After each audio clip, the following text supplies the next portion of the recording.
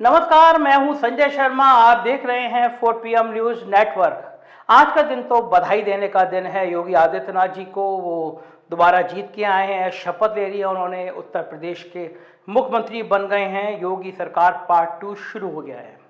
लेकिन आज के दिन भी हम थोड़ा सी बात ऐसी पता नहीं करनी चाहिए या नहीं करनी चाहिए, लेकिन एक अच्छी स्टोरी है तो दर्शकों को बताना चाहिए तो मैं इसी भाव के साथ बता रहा हूँ।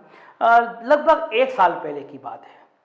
योगी आदित्यनाथ जी की, योगी सरकार की पार्ट 1 की कमजोरी मैं हमेशा कहता रहा हूँ, वो सबसे बड़ी कमजोरी उनके नौकरशाह थे। उनके नौकरशाहों ने विधायकों को, सांसदों को, मंत्रियों को, पत्रकारों को एक निश्चित गैप के साथ रोक दिया था। वो लोग चाहते नहीं थे कि योगी आदित्यनाथ के पास पहुंचे, योगी आदित्यनाथ से वो संवाद करें।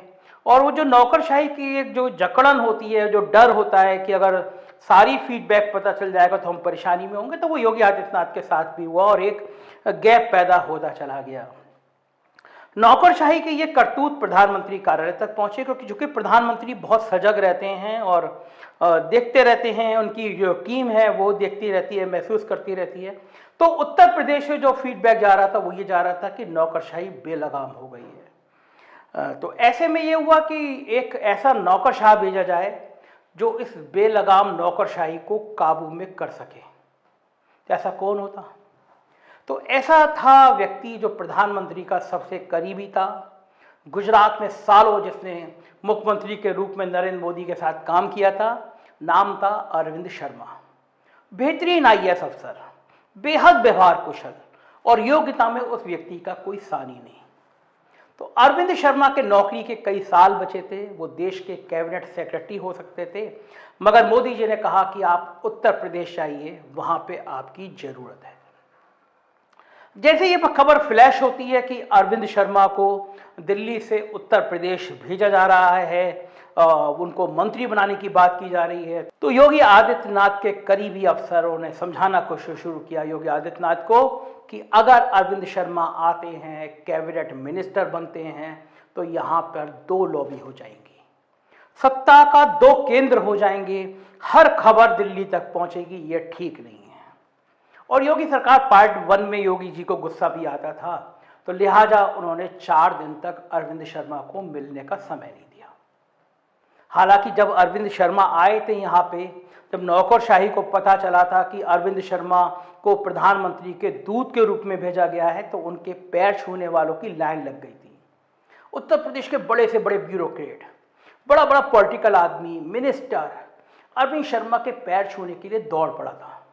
सबको लग रहा था कि अरविंद शर्मा डिप्टी CM बनेंगे, कैबिनेट मिनिस्टर बनेंगे, प्रधानमंत्री का उनके ऊपर हाथ होगा। तो हर कोई अरविंद शर्मा की करीबी उनके करीब पहुंचना चाहता था। और जो करीब होता था अरविंद शर्मा से मिलकर, उसको लगता ही नहीं था कि ये शख्स इस बड़े लेवल का नेता है, प्रधानमंत्री का इतना करीबी है, प्रधानमंत्री के हनुमान है, प्रधानमंत्री के मन की एक बात समझता है। और वहीं से योगी आदित्यनाथ और अरविंद शर्मा के बीच खटपट शुरू हुई। 4 दिन तक जब मिलने का समय नहीं दिया, जिसको बाद में यूपी दरबार बनाम दिल्ली दरबार की जंग के रूप में चीजें सामने आई। लड़ाई बड़ी, वो एक लंबा इतिहास है कि किस तरह बीजेपी के ट्विटर अकाउंट से प्रधानमंत्री जी का फोटो हटा दिया गया और उसके बाद में होर्डिंग से योगी जी के फोटो हटाए गए। लड़ाई चलती रही, लेकिन अंत में जब चुनाव आया तो प्रधानमंत्री नरेंद्र मोदी, अमित शाह, योगी आदित्यनाथ सब ने मिलकर कमान संभाली और समझ में आ गया कि अगर 2024 जीतना है तो 2022 जरूरी है जीतना, वरना दिल्ली में सरकार नहीं बनेगी। सभी ने मेहनत करी, चुनाव हुए, चुनाव के रिजल्ट आए, भारतीय जनता पार्टी को बड़ी जीत मिली। लेकिन बड़ी जीत के साथ साथ एक खतरा भी हुआ। लगभग 50-55 सीटें कम हुई भारतीय जनता पार्टी की। वोट परसेंटेज समाजवादी पार्टी का 11-12% बढ़ा, 2.5 गुना सीटें बढ़ गई। संघ की और बीजेपी के लिए चिंता का विषय था। तो इस चिंता के विषय में यह हुआ कि इस बार चूंकि 2 साल बचे हैं 2024 के लिए, तो ऐसी व्यू रचना की जाए जो नौकरशाही, जो विधायिका, जो कार्यपालिका, जो मीडिया, इस तरह के नौकरशाहों से जिनकी दूरी बन जाती है, जो मुख्यमंत्री को और इन लोगों को करीबी आने से रोकते हैं, उनके बीच में चेक एंड बैलेंस होना चाहिए। एक सुलझे हुए ब्यूरोक्रेट होने चाहिए, सुलझे हुए पॉलिटिकल सिस्टम के लोग होने चाहिए जो ये समझ सकें कि सरकार में परेशानी कहाँ आ रही है। तो जिस व्यक्ति के लिए लेके सारा विवाद शुरू हुआ था, उन अरविंद शर्मा को योगी सरकार में कैबिनेट मिनिस्टर का दर्जा दे दिया गया। जिस दर्जे के लिए प्रधानमंत्री का सबसे करीबी अफसर इतने साल नौकरी के कई साल पहले छोड़कर नौकरी आया था उत्तर प्रदेश में, और तब उसको कैबिनेट मिनिस्टर बनाने के लिए योगी आदित्यनाथ राजी नहीं थे। अड़ गए थे कि मैं किसी कीमत पे नहीं बनाऊंगा, और हालात इतने खराब हो गए थे कि जो मंत्रिमंडल विस्तार होना था, जो एमएलसी की सूची होनी थी, किसी पे भी साइन करने से उन्होंने मना कर दिया था। लेकिन योगी पार्ट 2 में अरविंद शर्मा को कैबिनेट मिनिस्टर बनाया गया। दरअसल दिल्ली में बैठकर जेपी नड्डा जी के संग, अमित शाह जी के संग, प्रधानमंत्री जी के संग योगी आदित्यनाथ को एक रोड मैप समझाया गया और कहा गया जो बीत गया सो जो वो बीत गया, अब हमें नई दिशा की तरफ, नई मंजिल की तरफ चलना है। उसके लिए बड़ी सोच होनी चाहिए। योगी आदित्यनाथ को भी समझ में आ गया था कि उनसे गलतियां योगी पार्ट 1 में कहाँ हुई, और उन्हें भी समझ में आ गया था कि उन्हें अगर भविष्य में प्रधानमंत्री पद की कुर्सी तक पहुंचना है तो सबको साथ लेकर चलना ही होगा। उनको भी समझ में आ गया था कि इस तरह के विवाद, इस तरह की तानाशाही रवैये से संकेत खराब जाते हैं, संदेश खराब होने से बड़ा कैनवास जो होता है वो खंडित होता है। योगी आदित्यनाथ की अब कार्यशैली में जो बदलाव देख रहा हूं मैं, वो ही बदलाव, ये संकेत नजर आ रहे हैं कि वो कुछ विनम्र हो रहे हैं। एक बयान आया था चुनाव के रिजल्ट से पहले कि मैं मुसलमानों को प्यार करता हूं। ये संकेत है कि उदारवादी चेहरा अब योगी आदित्यनाथ का सामने आएगा। इसका मतलब ये नहीं है कि वो हिंदुत्व की लाइन छोड़ देंगे, लेकिन एक उदारवादी चेहरा अपने विधायकों के प्रति, अपने सांसदों के प्रति, अपने मंत्रियों के प्रति, मीडिया के प्रति, ब्यूरोक्रेसी के प्रति एक उदारवादी चेहरा आएगा। और अरविंद शर्मा को इसी वजह से कैबिनेट मिनिस्टर में रखा गया है कि जो सरकार की पॉलिसी है, सरकार का डेवलपमेंट है, सरकार का विजन है, वो अरविंद शर्मा पूरा करें।